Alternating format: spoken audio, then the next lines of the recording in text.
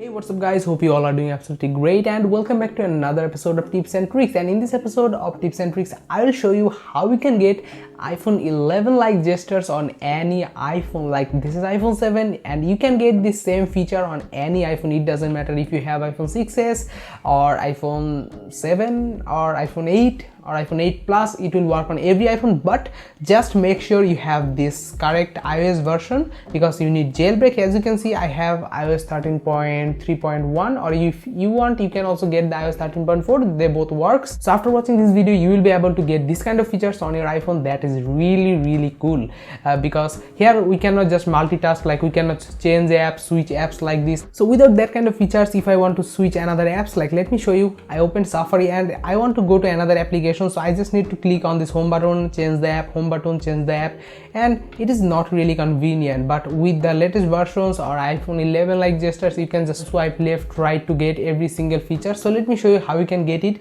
So for this thing you need jailbreak. As you can see, I have my jailbreak over here. Let me show you. Here you can see that I have Cydia and Checkra over here. But my friend, if you don't know how to jailbreak, it is really simple. I have made already one video and here is the video you should check.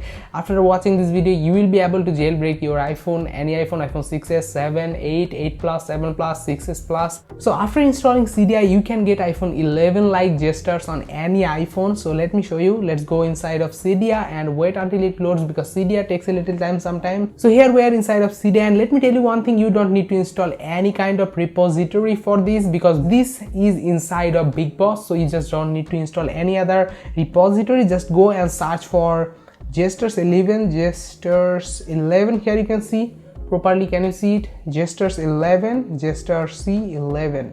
Properly watch it. Gestures C11. Here you can see. Just click on install and after that simply just click on confirm and wait until it finishes its task. And over here you can see it's completed. It is saying me to restart Springboard.